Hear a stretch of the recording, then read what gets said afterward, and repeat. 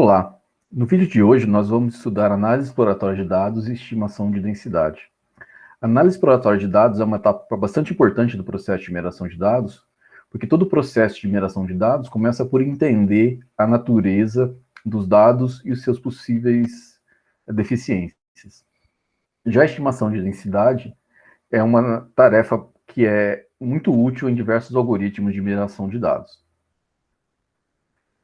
Então, por que é importante fazer análise exploratória de dados? Quando a gente recebe um conjunto de dados, normalmente a gente recebe junto algumas informações adicionais, que nós chamamos de metadados.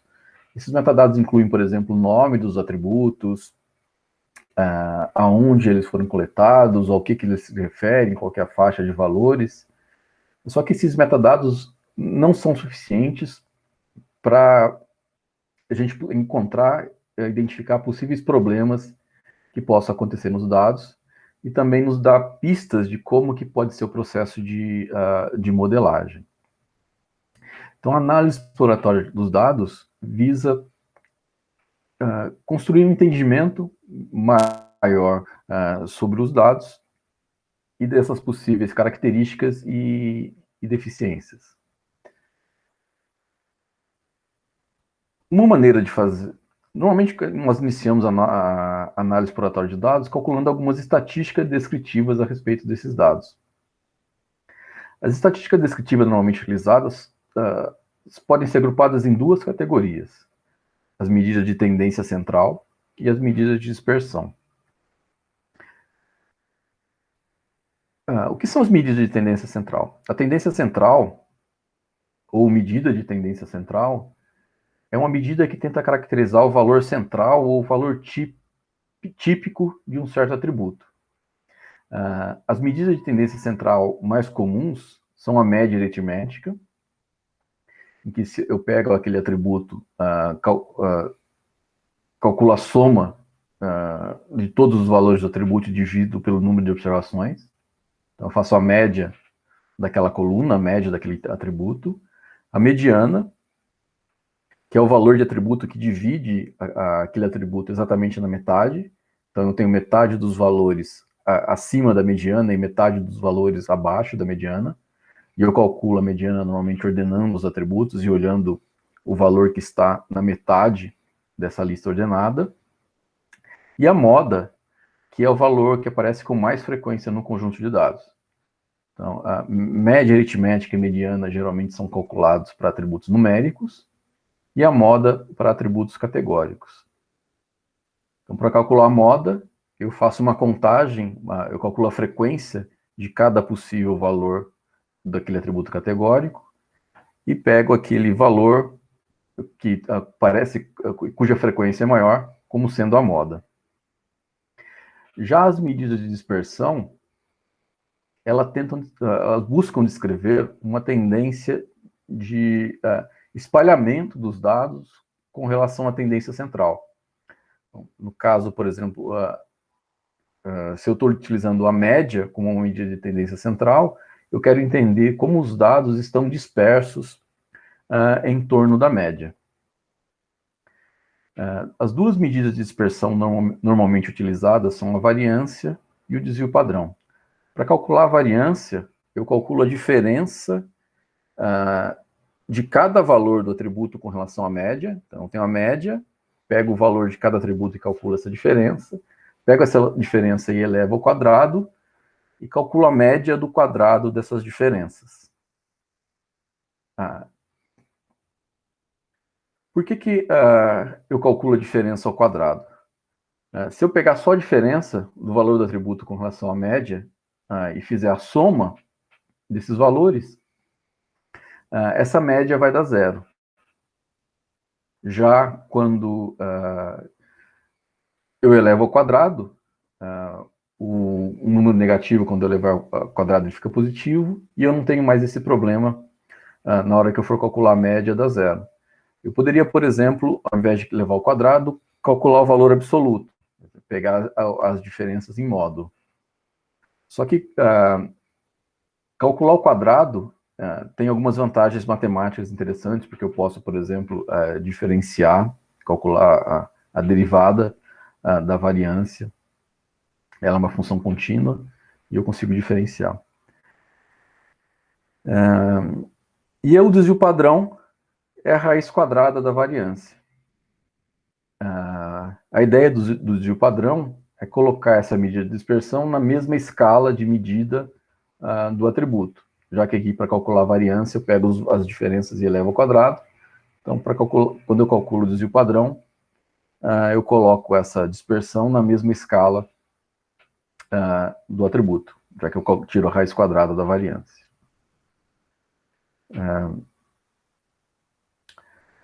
Na aula prática dessa semana, nós vamos ver alguns exemplos do cálculo aqui de estatísticas descritivas usando Python, e a gente vai ver como que alguns problemas que a gente estudou, que eu descrevi lá na semana passada, podem influenciar essas métricas de estatísticas descritivas. Para a gente entender um pouco mais qual que é a capacidade dessas métricas, medidas descritivas de caracterizarem os dados, ou para entender um pouco mais das limitações dessas estatísticas descritivas, vamos dar uma olhada em 4 bases de dados que são conhecidas como o quarteto de Ashcombe. São 4 bases de dados bastante simples, todas elas têm 11 objetos, 11 linhas, e 2 atributos, 2 colunas. E nessa tabela aqui, está mostrando qual que é a média, a variância e a correlação desses 2 atributos para cada uma das versões dessa base de dados. Então, aqui eu tenho a versão 1 da base de dados, a versão 2 da base de dados, a versão 3 e a versão 4. A gente, observando essa tabela aqui, a gente consegue observar que as quatro bases têm estatísticas descritivas bastante parecidas. Então, aqui a média do atributo 1 é 9 para as 4 versões da base de dados.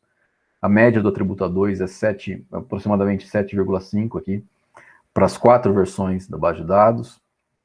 A variância é 11, a variância do atributo 1 é 11 para as 4 versões do meu banco de dados, e a variância do atributo A2 é bem parecida, 4,12 para as 4 versões da minha base de dados. E a correlação entre os 2 atributos é 0,81, também para as 4 versões do meu conjunto de dados. Então, olhando só essas estatísticas descritivas, a gente pode ter o sentimento que essas 4 bases de dados, elas são bastante parecidas. Só que se eu olhar o gráfico dessas 4 bases de dados, a gente vai ver que elas não são tão parecidas assim.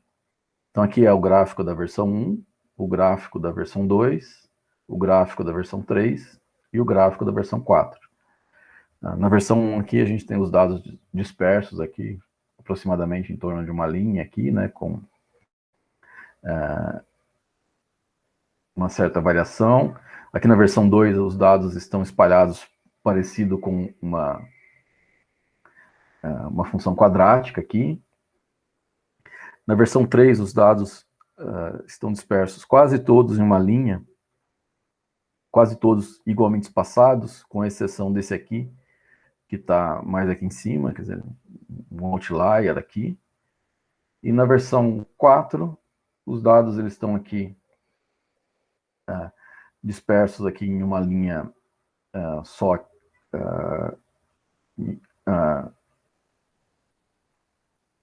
com o mesmo valor de x aqui, só tem um ponto afastado aqui no canto. Então, apesar das 4 bases serem quase idênticas aqui com relação às estatísticas descritivas, quando a gente faz o gráfico dessas 4 bases de dados, elas são bem diferentes entre si. Então, Então, apesar de serem bastante comuns e bastante utilizadas, existem outras estatísticas descritivas que a gente pode usar para caracterizar uma base de dados. Então, além da média, variância, mediana, desvio padrão, existe o quartil. O quartil é parecido com a mediana, só que ao invés de dividir a base de dados no meio, eu divido a base de dados em quatro, eu ordeno a base e divido ela em quatro fatias de igual tamanho. Então, o primeiro quartil tem os 25% menores valores daquele atributo, o segundo quartil entre os 25 e 50, o terceiro quartil entre os 50 e 75, e o quarto quartil entre os 75 e 50. Então, eu posso olhar os quartis para saber se os dados estão bem mais concentrados ou menos concentrados com relação à mediana. A amplitude entre os quartis, ou interquartilho range, é uma métrica que calcula a diferença entre o primeiro e o terceiro quartil. Então, ele pega os 50% dos dados que estão no meio ali, calcula a diferença entre eles, fazendo aqui um... E que são valores que aparecem no box plot, o gráfico de caixa, que a gente vai ver um exemplo daqui a pouco. E além desse quartil range aqui, que é a diferença entre o terceiro e o primeiro quartil,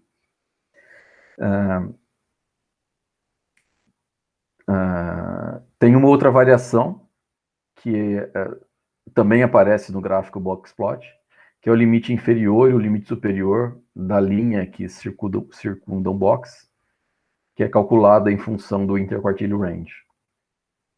Então, o limite inferior é o primeiro quartil menos 1,5 vezes o IQR, o interquartilho range, e o limite superior, que é o terceiro quartil, mais 1,5 vezes o IQR, o interquartilho range. Então, além dessas estatísticas, normalmente se faz uso de gráficos para fazer essa análise exploratória de dados. Então, um gráfico que eu acabei de comentar, que é o box plot,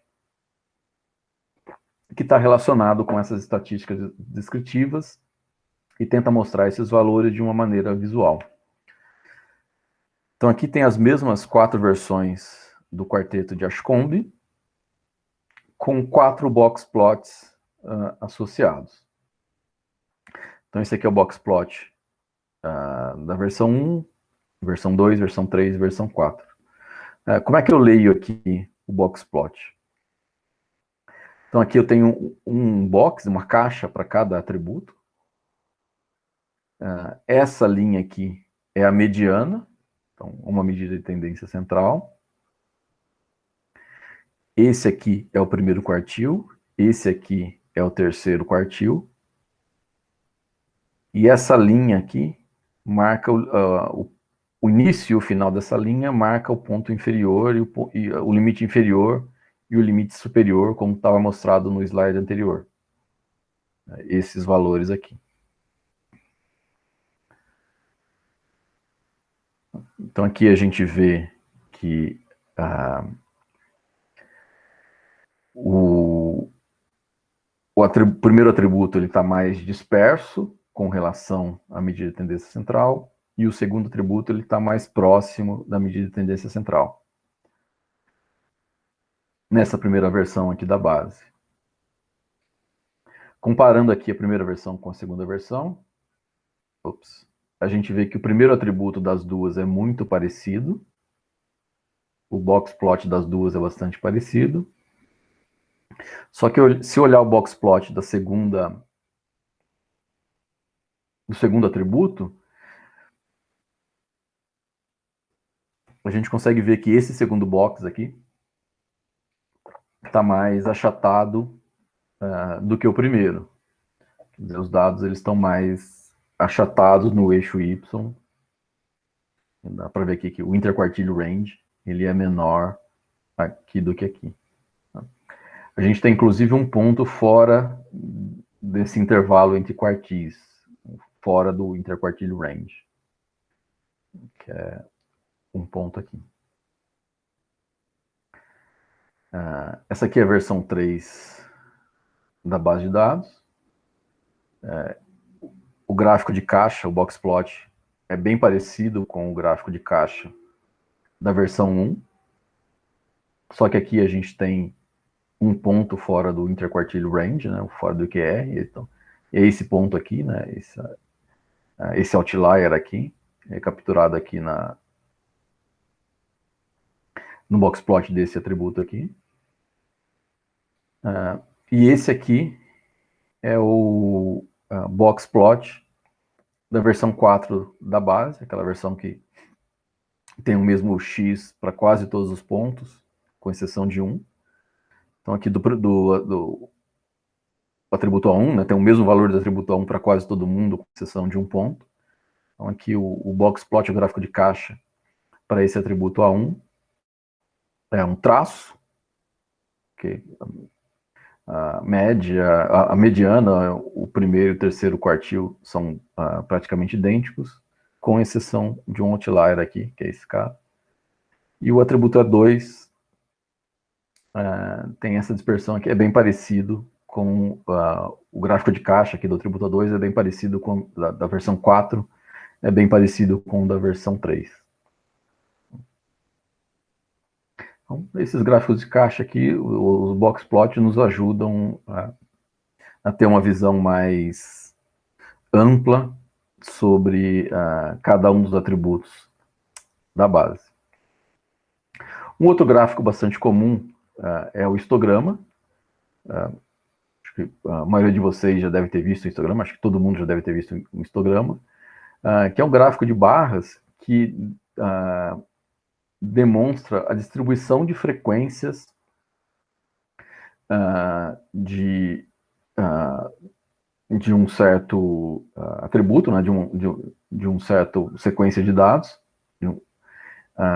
em que a base da barra representa uma classe ou uma faixa de valores, e a altura é a quantidade ou a frequência absoluta em que o valor acontece. A gente pode fazer um histograma tanto para um atributo discreto, onde eu coloco as categorias e a frequência, ou para um atributo contínuo, em que eu pego aquele atributo e discretizo ele, quebro ele em faixas menores e calculo a frequência em cada uma dessas faixas. O objetivo do histograma é ilustrar como uma determinada amostra de dados, um determinado atributo, está distribuído de uma maneira visual para a gente tentar, para facilitar a visualização da distribuição dos dados. Coisas que a gente pode observar em um histograma. A gente pode tentar observar o aspecto da centralidade, aonde que está o centro da distribuição, né? Se ela tem um pico claro, e isso indica onde que está a maioria das observações. Então, esse pico indica a moda, a amplitude, se os valores eles estão amplamente dispersos, se numa faixa grande, se estão numa faixa pequena, se eles são uniformes, se a altura das barras é parecida ou se tem uma altura diferente, e uma simetria que diz o quanto a gente consegue esperar de valores com relação ao ponto central, se esse histograma é simétrico ou não. Tem alguns exemplos aqui que ilustram esses conceitos. Então aqui é um histograma bastante simétrico. Então, aqui a gente tem o pico da distribuição, né, o valor mais frequente, e tanto do lado direito quanto do lado esquerdo as barras têm mais ou menos a mesma altura e a mesma amplitude. E aqui nós temos dois exemplos de histogramas assimétricos. Então, aqui tem uma cauda maior aqui da distribuição para esse lado, e aqui a gente tem menos valores.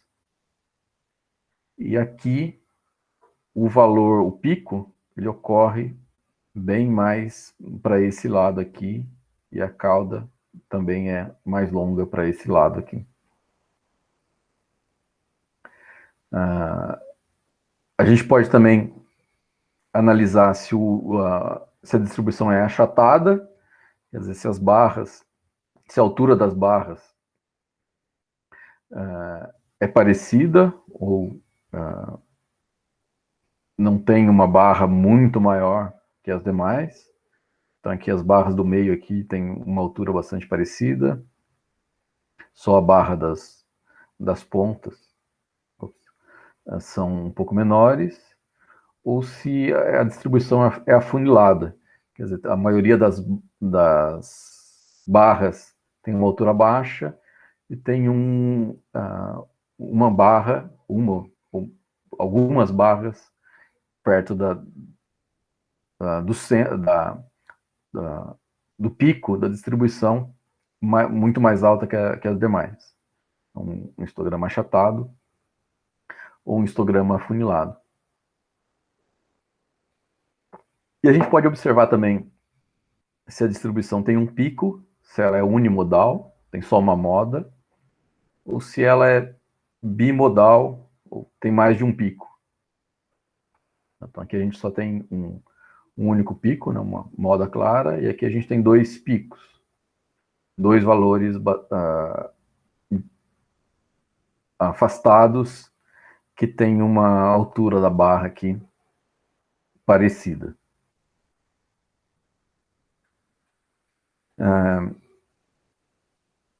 Esses conceitos aqui de simetria e achatamento,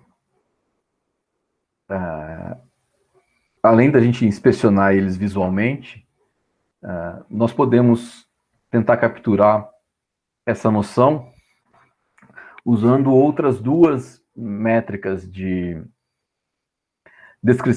estatística descritiva que são menos conhecidas do que média, mediana, a variância, desvio padrão, que é o skewness, em português normalmente traduzido como obliquidade, e a kurtose, que a gente vai ver daqui a pouco.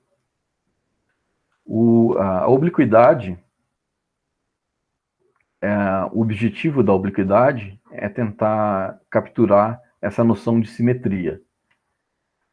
Então a gente quer, essa métrica tenta capturar se a distribuição dos dados é aproximadamente simétrica ou se ela tem alguma cauda longa para um dos lados. A obliquidade ela é definida em função do terceiro momento da distribuição. Não vou entrar em detalhes aqui de como que ela é calculada, mas média, mediana estão relacionados ao primeiro momento, variância e desvio padrão estão relacionados ao segundo momento, e a obliquidade está relacionada ao terceiro momento. Então é o terceiro momento da distribuição dividido pelo cubo do desvio padrão. Então, esse valor aqui de obliquidade, se ele é maior que zero, então a distribuição tem uma cauda para a direita, tem mais valores acima da média. Se o valor dessa obliquidade é menor do que zero, então a distribuição tem uma cauda maior para a esquerda, tem mais valores abaixo da média. E se esse valor de obliquidade é próximo de zero, então a distribuição ela é aproximadamente simétrica. Então aqui a gente tem uma distribuição simétrica, média, mediana e moda são parecidos. Então, nesse caso aqui, a gente tem um valor de obliquidade perto de zero. No caso de assimetria à direita, a gente tem a média aqui, e a mediana e a moda são menores do que a média. Então aqui a gente tem um valor de obliquidade maior do que zero. E aqui tem um exemplo de assimetria à esquerda, em que a mediana e a moda são maiores do que a média. Então aqui a gente tem uma cauda maior à direita e aqui a gente tem uma cauda maior à esquerda. E nesse caso aqui, a métrica de obliquidade, ou de skewness, tem um valor menor do que zero.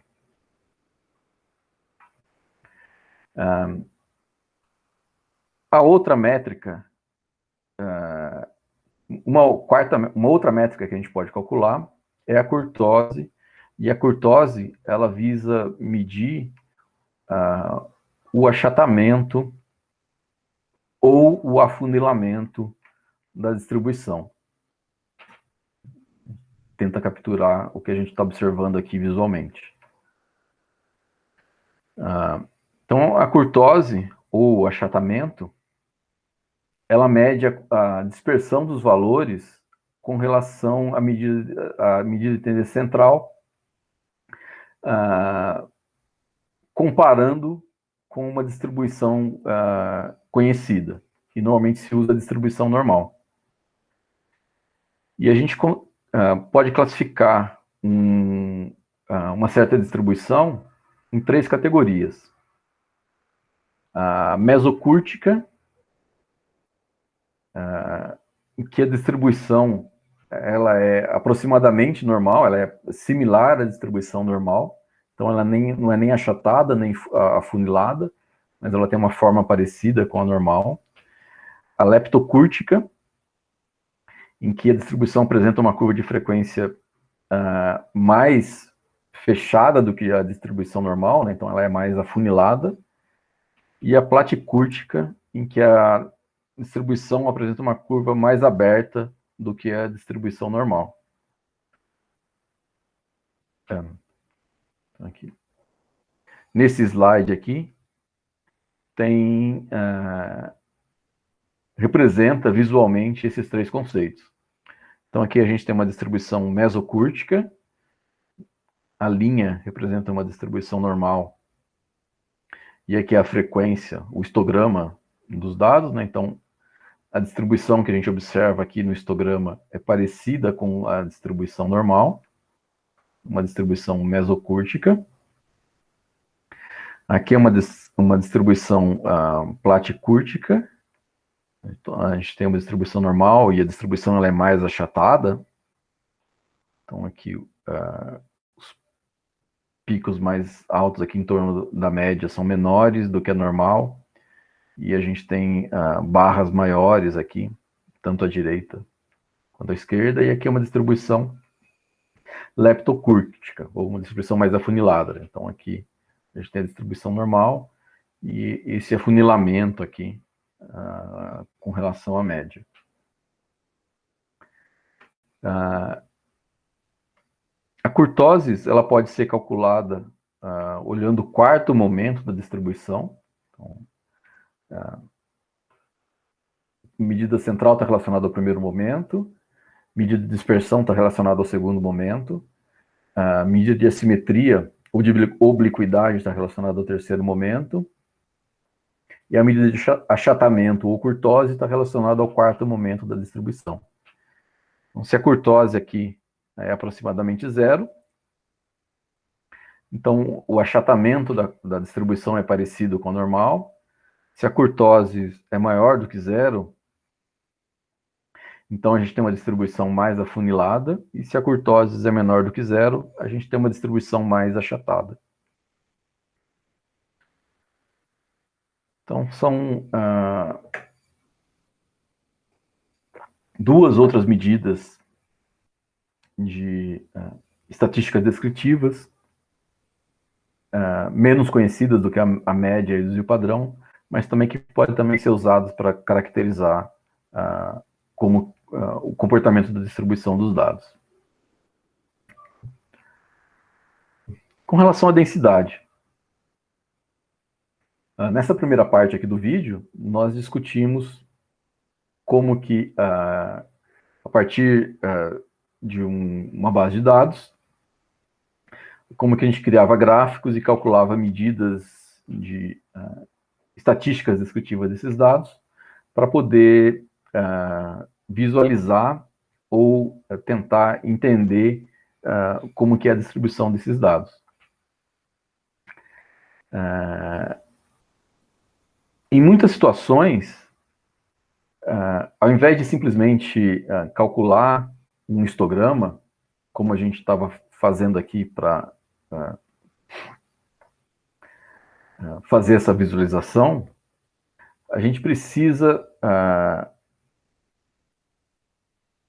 estimar uma função contínua que tem um comportamento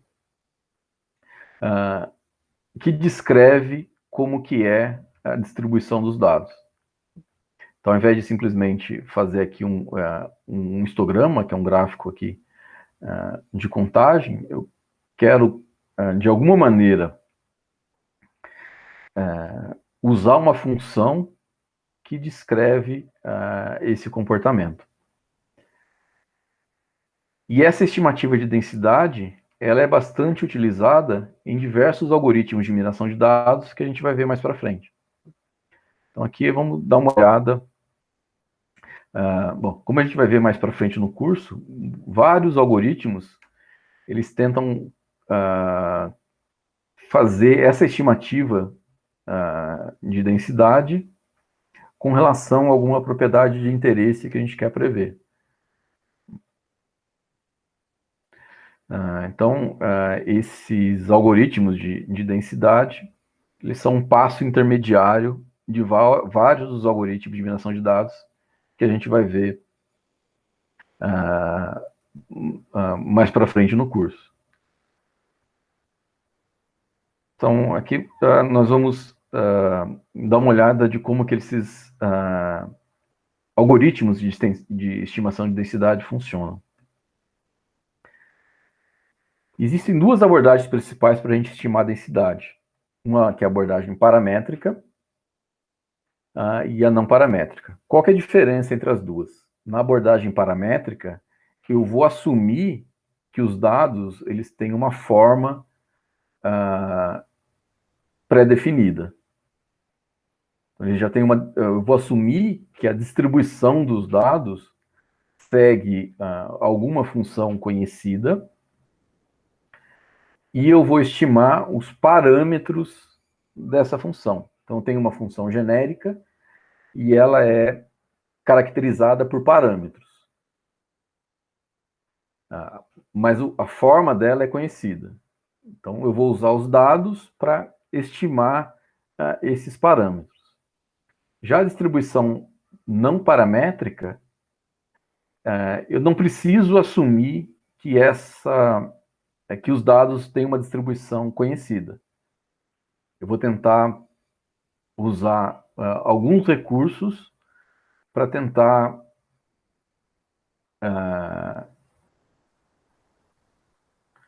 caracterizar o formato dessa distribuição. Eu não preciso fazer uma suposição a priori do formato dessa distribuição. Só que essa flexibilidade tem um custo. A estimação paramétrica é muito mais simples de fazer e tem várias propriedades matemáticas interessantes. A não paramétrica ela é muito mais flexível, ela se adapta muito melhor a casos em que eu não consigo identificar um bom formato para os meus dados. Só que essa flexibilidade faz com que muitas vezes eu preciso de muitos e muitos dados para conseguir executar uma boa, para conseguir calcular uma boa estimativa de densidade.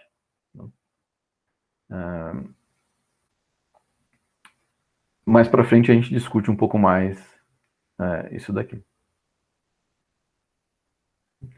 Então vamos dar uma olhada nessa abordagem paramétrica. Como que funciona a estimação da densidade paramétrica? Eu preciso estabelecer de antemão, eu preciso estabelecer a priori qual que é a forma da distribuição dos dados. E uma vez que eu estabeleci qual que é essa forma, eu vou usar os dados para calcular os parâmetros baseados nos dados observados. Nós vamos ver aqui, nessa aula, apenas o caso da distribuição normal, mas os conceitos são genéricos e eles podem ser aplicáveis a outras distribuições de probabilidade.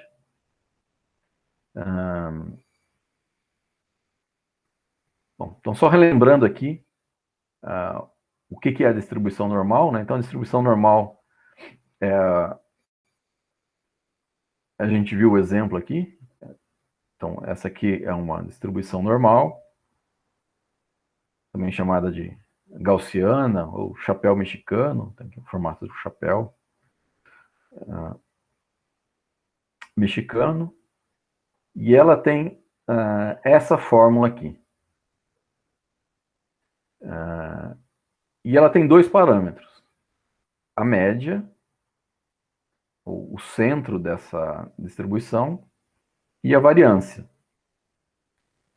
Então, a média define o centro e a variância define a concentração, a dispersão com relação ao centro. Aproximadamente 68% dos valores estão a um desvio padrão da média.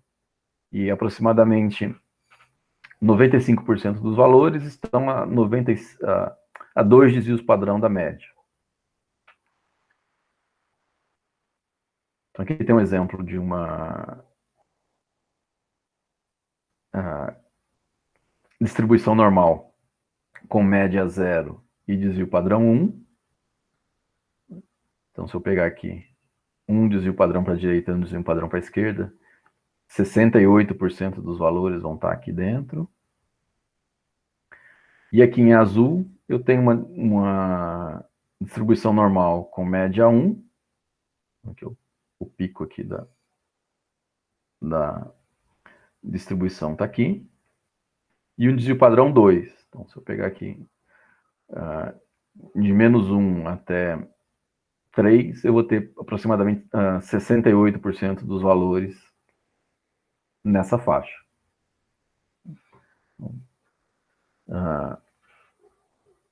A distribuição normal tem essa fórmula aqui. Ela tem esse formato aqui.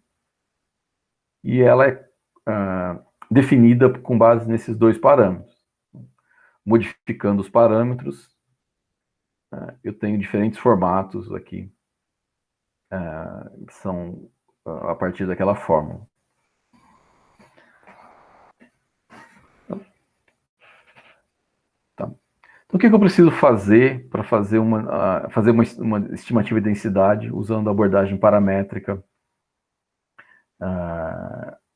para uma certa base de dados?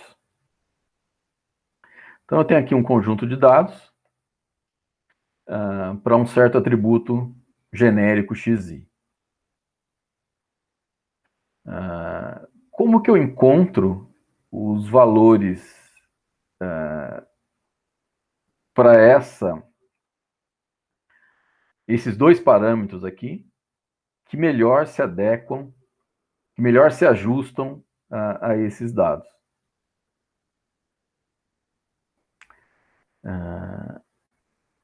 Uma das maneiras de fazer isso é usar o que a gente chama do estimador de máxima verossimilhança, o Maximum Likelihood Estimation. A ideia do estimador de máxima verossimilhança é que, dado esse conjunto de dados aqui, e eu só tenho informação sobre ele, esse seria a estimativa mais adequada para aquela minha amostra de dados. Se aquela minha amostra de dados for representativa do universo, né, de todos os dados, não somente uma amostra, esse estimador aqui seria uma boa representação do meu conjunto. Então, eu vou calcular os parâmetros que melhor se adequam aos dados que eu tenho. É uma abordagem relativamente simples e, em geral, tem boas propriedades funciona bem, tem boas propriedades de convergência. Se a amostra de dados for relativamente for adequada, se ela for relativamente grande e for representativa, ela funciona bem.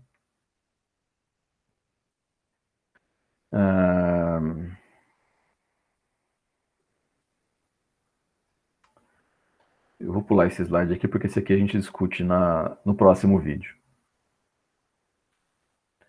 Então, imagina que eu tenho um único atributo eu tenho uma função, uma certa função de verossimilhança que me descreve a probabilidade dos dados com relação àquele parâmetro. Então, aqui, o que eu quero... Essa função de verossimilhança não é uma função de densidade e probabilidade em si, mas uma função que eu vou calcular a partir dos parâmetros com relação à minha amostra de dados. Então, aqui eu quero calcular essa função que melhor se adequa aos meus dados, assumindo um determinado... que melhor se adequa... Esse slide aqui ilustra qual que é o conceito por trás da função de verossimilhança. Então, aqui eu tenho a minha base de dados, os pontos aqui no eixo X, né? Eu estou calculando só para uma dimensão. E aqui eu tenho duas possíveis funções de densidade e probabilidade candidatas. A função vermelha, em que o parâmetro médio aqui é 0, e a função azul, em que o parâmetro médio aqui é igual a 3. A função de verossimilhança, nesse caso, ela vai me dar qual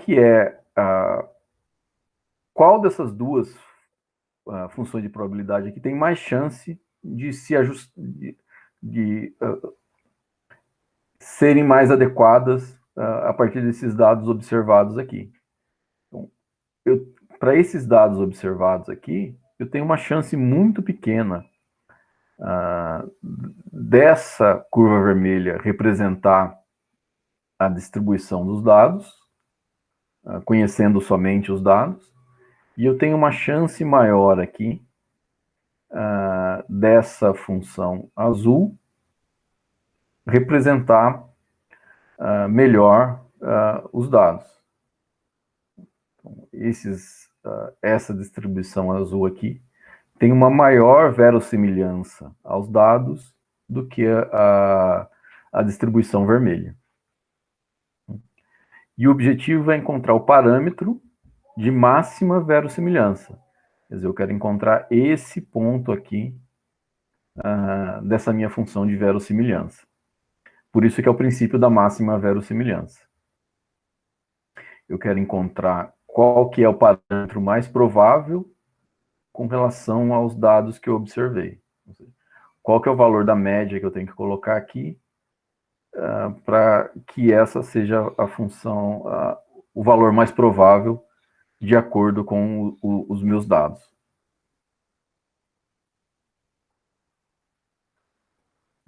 Bom, normalmente é mais fácil trabalhar com log da função de verossimilhança. Log é uma função monotônica, ela preserva a ordem, e eu vou trocar produtos por soma. Então, o meu problema de... aplicando log, eu posso reescrever meu problema de maximização dessa fórmula aqui, né? Então, ao invés de calcular o produtório, eu calculo aqui esse somatório.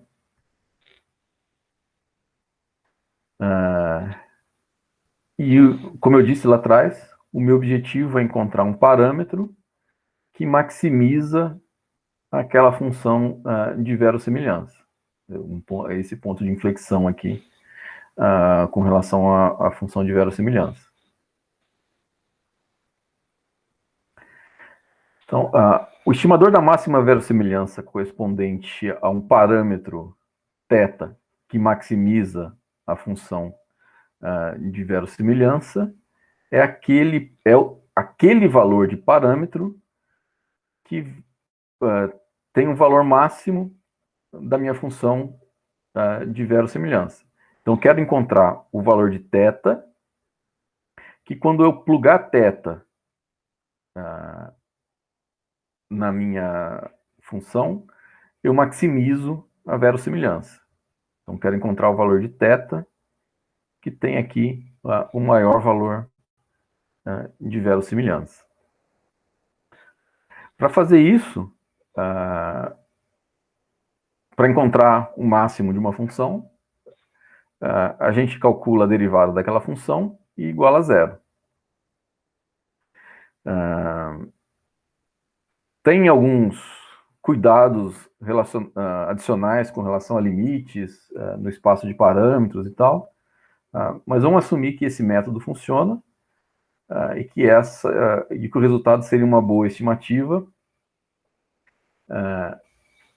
lembrando que esse valor vai ser o melhor somente no caso infinito, quer dizer, eu estou fazendo uma estimativa com base na amostra, e no infinito, quer dizer, quando eu tiver se eu tivesse um conjunto infinito de pontos, se eu conseguisse observar todos os pontos, eu tenho garantias que aquele valor que eu estimei é exatamente igual ao valor da média. É parecido, sei lá, quando a gente está fazendo uma pesquisa de opinião a respeito de quem vai votar num candidato. Tem uma estimativa lá de qual que é o candidato mais provável que vai ganhar, mas eu só poderia dar garantias que aquilo iria acontecer com certeza se eu entrevistasse todo mundo. Então, como eu estou observando uma amostra, eu não tenho garantias que esse valor é exatamente o valor correto, mas no nosso caso aqui seria o que mais a gente consegue se aproximar com base nos dados. Então vamos voltar aqui para o caso que a gente tem a distribuição normal, em que a gente tem dois parâmetros da função normal que a gente quer estimar: a média e a variância. Então, eu estou assumindo que meus dados seguem uma distribuição normal, então, portanto, os dados, a função de densidade de probabilidade dos dados tem esse formato aqui para os parâmetros média e desvio padrão desconhecidos. Eu vou calcular o logaritmo dessa função, porque a gente vai trabalhar no espaço logarítmico, que é mais fácil de trabalhar. Então, eu vou aqui calcular o logaritmo dessa função, que reorganizando os termos, eu chego nessa função aqui.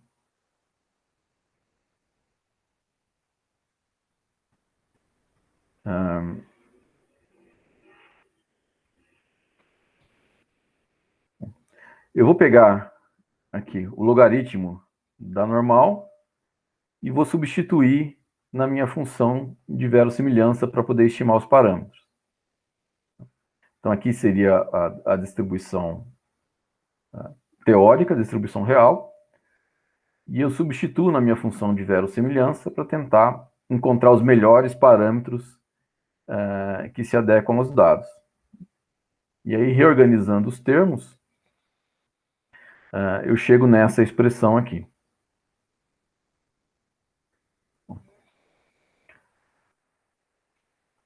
Para poder encontrar os parâmetros que maximiza essa expressão, eu tenho que derivar essa expressão aqui.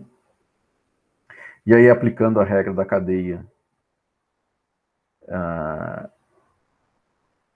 eu vou chegar nessa expressão aqui como sendo a derivada. Aplicando a regra da cadeia aqui, que é a derivada dessa função, é a derivada da função de fora vezes a derivada da função de dentro. É a função de dentro dá menos 1. Essa aqui é a derivada da função de fora e essa aqui é a derivada da função de dentro. A derivada da função de fora, né, o 2 aqui cai. O 2 que está exponenciando aqui, ele cai multiplicando. E a derivada da função de dentro, aqui é uma função de primeiro grau, ela fica menos 1, vira uma constante. Então, eu tenho aqui, essa aqui é a derivada da minha função de verossimilhança. Igualando aquela função a zero,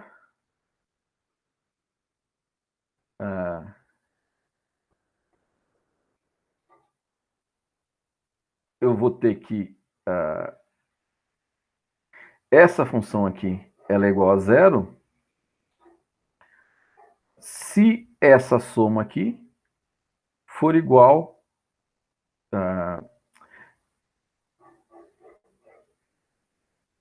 se essa expressão aqui for igual a zero, porque isso aqui é um valor ao quadrado e não interfere aqui no cálculo da derivada. Então, eu posso olhar só para esse cara aqui de dentro. Então, isso aqui é igual a zero, se isso aqui for igual a zero. E para isso aqui ser igual a zero, esse termo tem que ser igual a esse.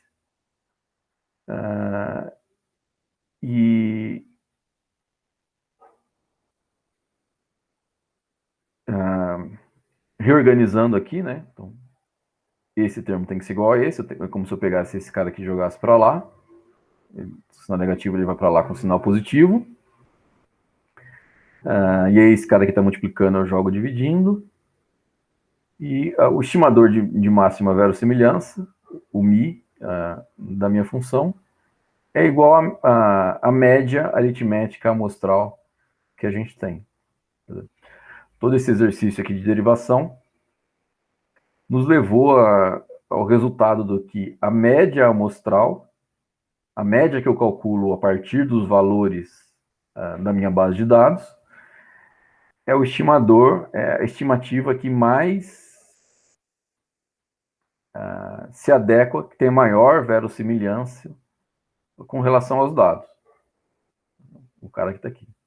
Então, para calcular qual que é a distribuição, qual que é a melhor distribuição aqui que se adequa a esses dados, eu teria que usar um valor de θ aqui, igual à média desses valores aqui que eu observei.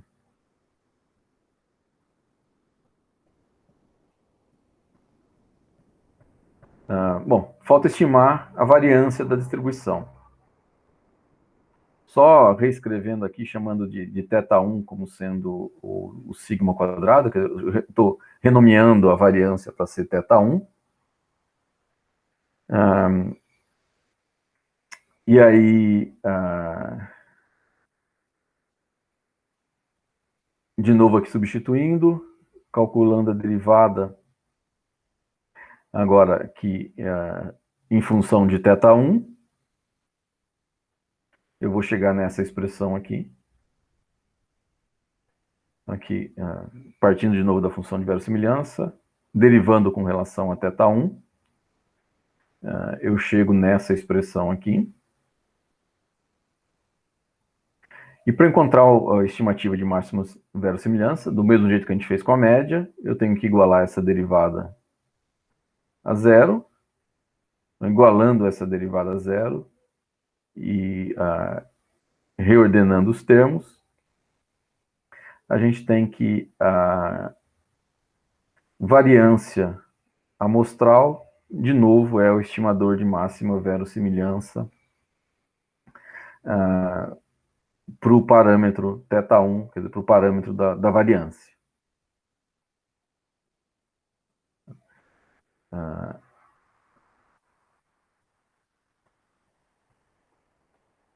Observe que aqui, nesse caso, eu estou fazendo essa operação com base, utilizando a média obtida anteriormente para calcular, para poder calcular aqui esse valor, eu preciso saber o valor da média e eu vou usar o valor de máxima verossimilhança, que é o valor que eu calculei, o valor que eu calculei.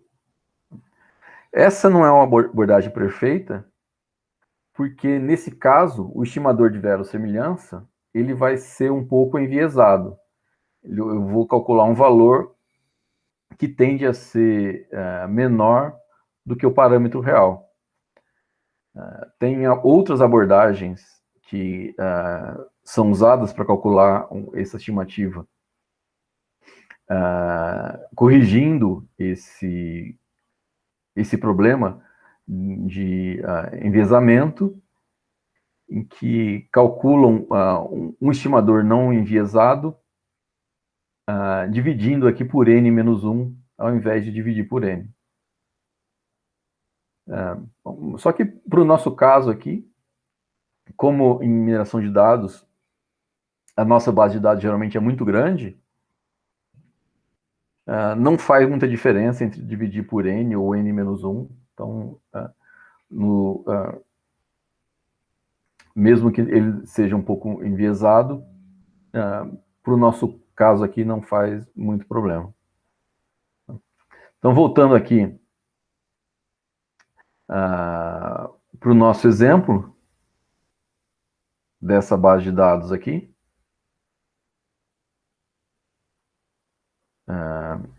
que a gente tentou estimar o valor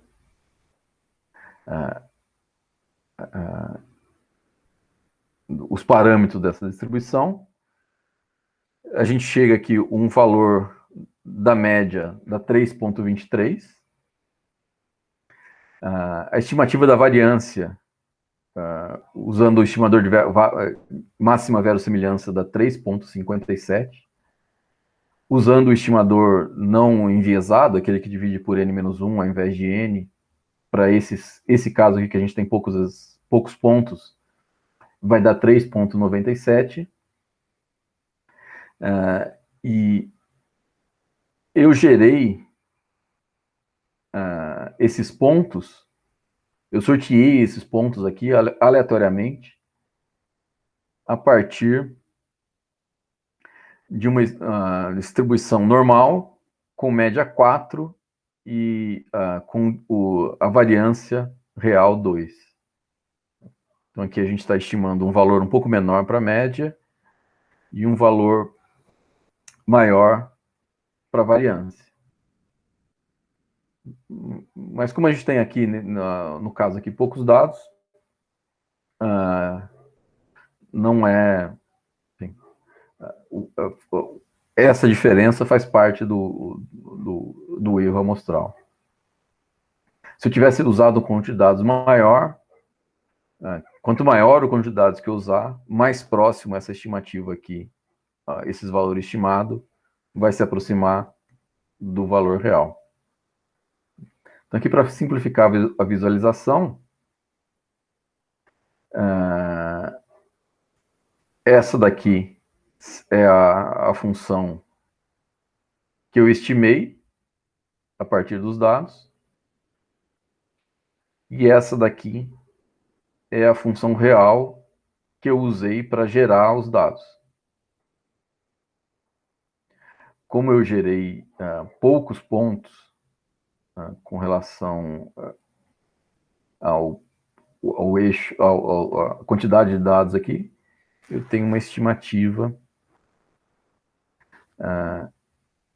diferente do real. Só que, dado esse conjunto de dados aqui, essa estimativa aqui é aquela que mais se assemelha a essa amostra de dados aqui. É aquela que tem maior verossimilhança. Com base nesses pontos aqui, eu tenho aqui essa verossimilhança para esses valores que eu estimei, e esse aqui seria o parâmetro real que foi usado para sortear os pontos. Tem o parâmetro real para esse conjunto de dados aqui que foi usado para estimar, tem uma verossimilhança menor do que aquela que foi estimada.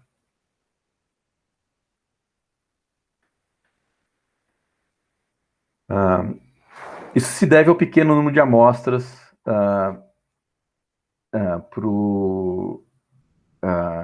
que foi usado para fazer essas estimativas. Se ao invés de usar somente 10 pontos, eu tivesse usado 100 pontos, então aqui eu tenho o real e o estimado, e a média estimada aqui nesse caso foi 3,7, e essa daqui é a função de verossimilhança. Quer dizer, é relativamente próxima. As duas estimativas estão mais próximas, e esse valor real aqui tem uma verossimilhança parecida com o valor estimado.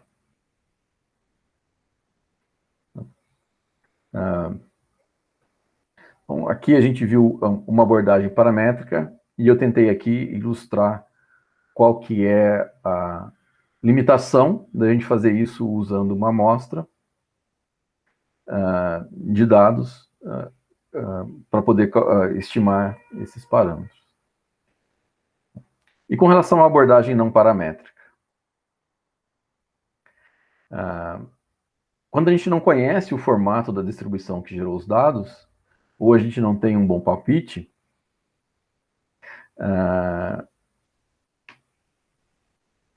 as estimativas, a gente precisa de alguma outra maneira de fazer essa estimativa da densidade que não seja assumir uma forma específica. E a ideia é parecida com a do histograma. O princípio da ideia é parecida com o do histograma que a gente viu lá atrás. Então, a ideia aqui é como que a gente pode, a partir de um histograma, generalizar para uma função de estimativa de densidade. Uma estimativa bem naif, bem simples da densidade a partir do histograma seria pegar a altura aqui desse histograma, a altura em cada uma das faixas, ou quantos pontos cai aqui em cada uma das faixas. Então aqui eu tenho 3 pontos, aqui eu tenho 4 pontos, e aqui eu tenho 1 ponto, e dividir pelo meu total de pontos, vezes a largura da barra. Então aqui eu vou estimar essa probabilidade aqui com base na quantidade de pontos, dividido pela quantidade de objetos e a largura dessa barra. A desvantagem é que, se eu fizer isso, eu vou ficar com uma função toda serrilhada. Ela vai ter várias descontinuidades, porque para cada caixinha aqui, eu vou estimar um valor e eu vou ter uma função toda serrilhada. E em toda essa barra aqui, o valor estimado da densidade de probabilidade vai ser igual. Então, para todos esses caras aqui, eu vou ter um valor igual de densidade de probabilidade. Então, aqui,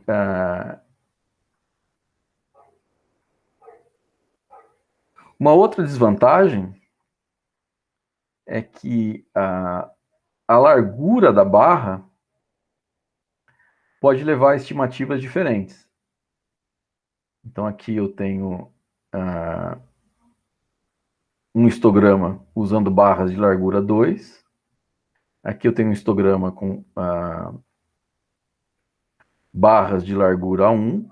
E aqui eu tenho um histograma com barras de largura 0,5. Cada uma dessas larguras de barra aqui levaram a um histograma diferente.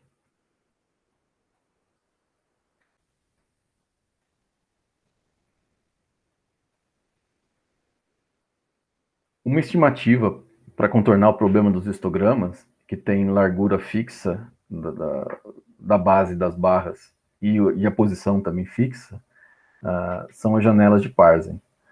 Qual que é a ideia das janelas de Parsing?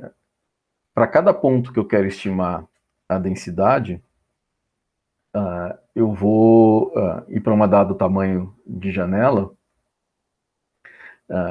eu vou calcular a distância daquele ponto que eu quero calcular a densidade para os dados que eu tenho na minha amostra.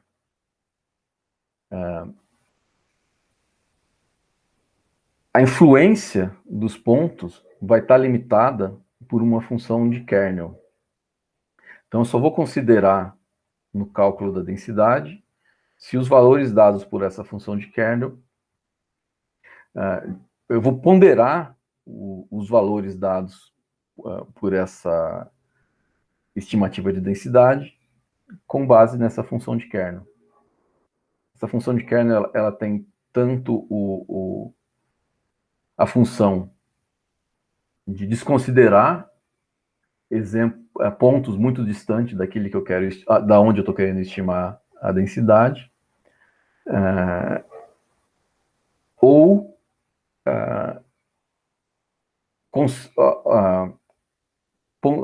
incluir aquele ponto na minha estimativa. Então, aqui, essa aqui é a fórmula que a gente usa para estimar a densidade usando as janelas de Parsing, e esse aqui é um possível kernel que se pode usar. Aqui, no caso, é o kernel hipercubo. Então, o que eu estou fazendo aqui? Eu quero calcular a densidade no ponto X.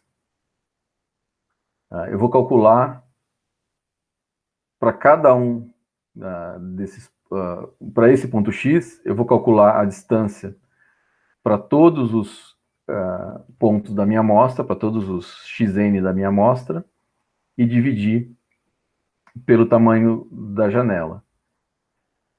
E depois que eu calculei para cada um desses pontos, eu vou aplicar a função de kernel. No caso aqui, a função de kernel,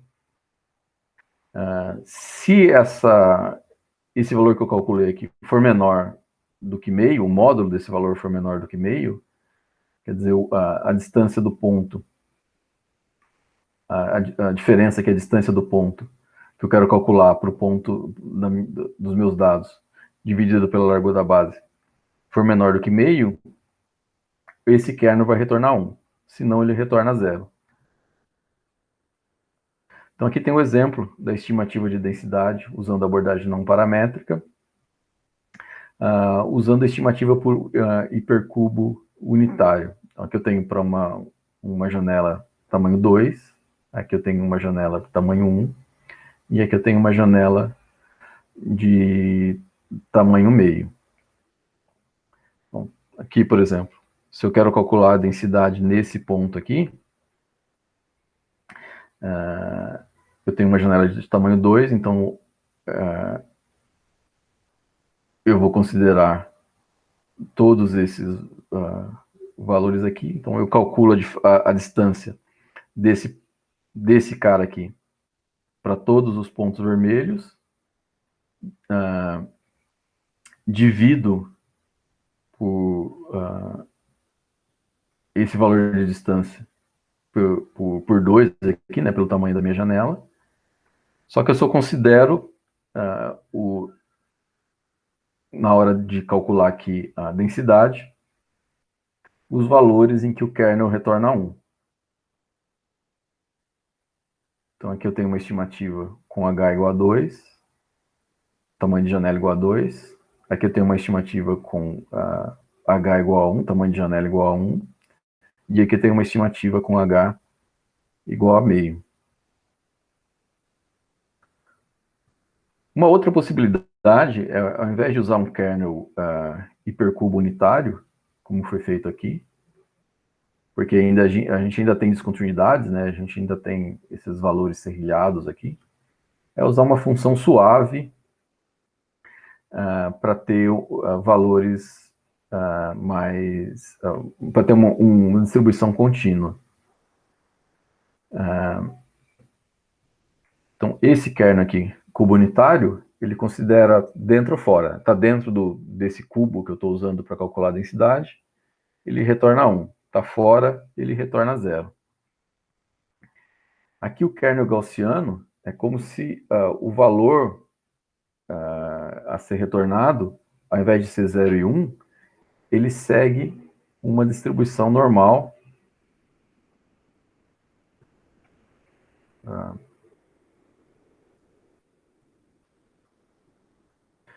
Como a gente está vendo aqui, né? Então, se eu tenho um ponto exatamente aonde eu quero calcular a força, a influência daquele ponto vai ser igual a 1, e à medida que eu vou me afastando, a influência daquele ponto vai diminuindo de acordo com uma função, uma distribuição normal.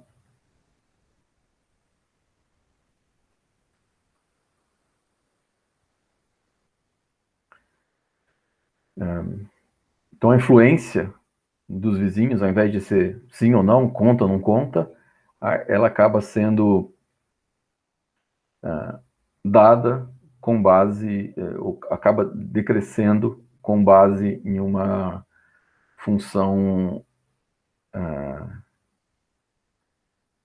aqui gaussiana. A ideia, a diferença é mais ou menos a seguinte: imagina que você quer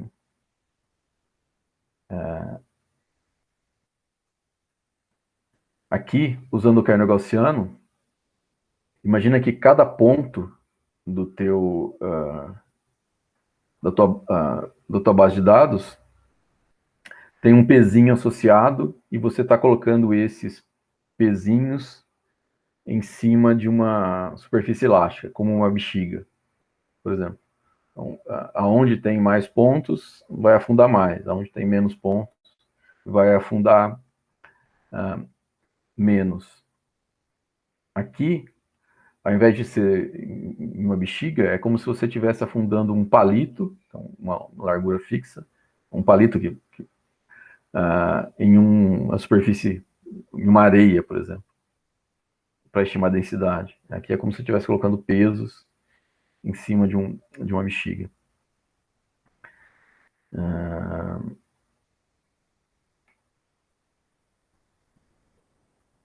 Como essa função kernel gaussiano aqui, ela pode ser... ela vai influenciar todo mundo, né? Porque ela é uma função que vai desde do menos infinito até o mais infinito. Uma simplificação aqui é considerar que esse kernel igual a 0 se essa diferença aqui for maior do que 3 vezes o tamanho da janela. É uma maneira da gente cortar a influência de valores muito distantes, até porque a influência deles ia ser bem pequenininha. Então, para questões computacionais aqui, pode-se usar essa simplificação. Então, aqui tem uma estimativa do kernel, uma estimativa da densidade usando um kernel gaussiano com um tamanho de janela igual a 1.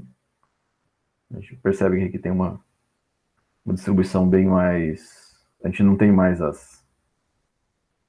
os degraus, né? A estimativa é bem mais suave.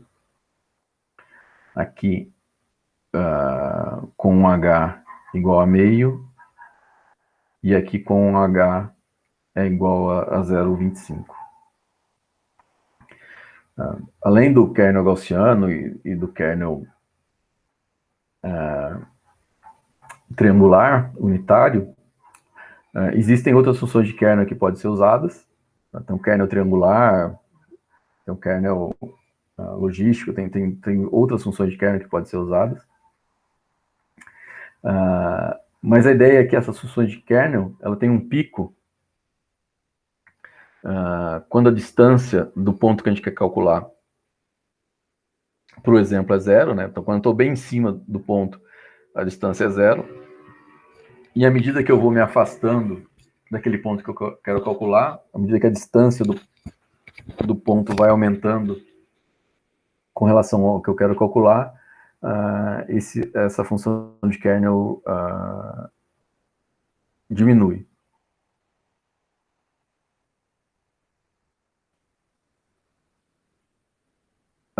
Além disso, tem alguns outros critérios. A integral dessa função tem que ser 1, e o kernel tem que ser sempre positivo.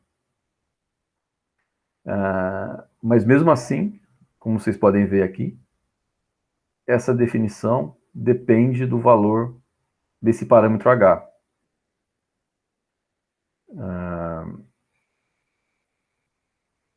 Como que esse parâmetro H influencia aqui na estimativa da densidade? Um H pequeno significa que a minha estimativa ela pode ficar bem suscetível a ruído nos dados. Então, aqui, ó, com H pequeno, somente os pontos bem próximos da vizinhança é que vão influenciar. Os pontos mais longe acabam não influenciando. Então, se eu tiver algum ruído aqui, ia ter um pico de densidade aqui. Um H maior implica em uma curva bem mais suave, mas eventualmente eu posso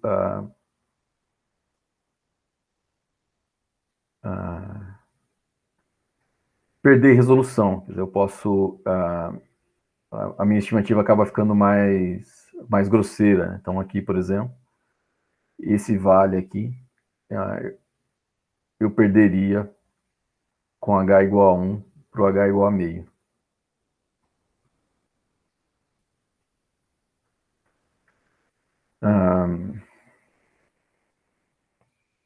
Então aqui só para a gente comparar com a curva verde, essa aqui é a curva verde, é a curva de densidade real, que foi usada para gerar dados de maneira aleatória.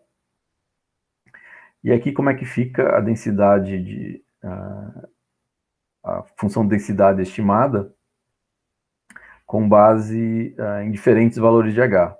Um H muito pequeno, eu fico com essa curva bem estável, como está representado na linha azul aqui. Aqui para um H de 0,07, eu capturo aqui o movimento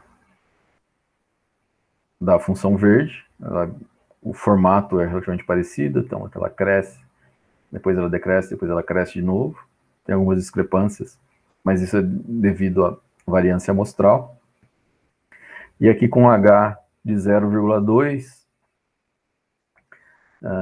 esse primeiro monte aqui e essa declive acaba não sendo capturado na estimativa da densidade. E a pergunta que fica é como é que eu faço para definir H?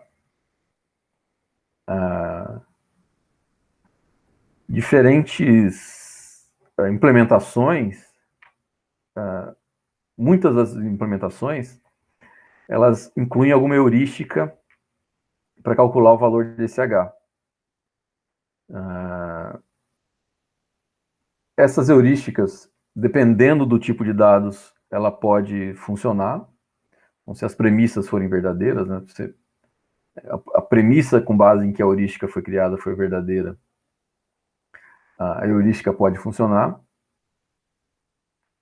mas não há garantias que vai sempre funcionar. Então, no caso geral, isso é um hiperparâmetro que eu tenho que ajustar. Quer dizer, eu tenho que experimentar com diferentes valores para tentar encontrar um que se adequa melhor aos meus dados. A gente vai falar um pouco mais de ajuste de parâmetros de modelos mais para frente no curso.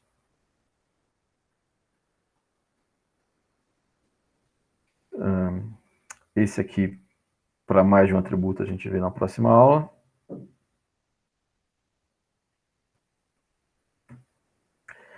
E essa aqui são as referências.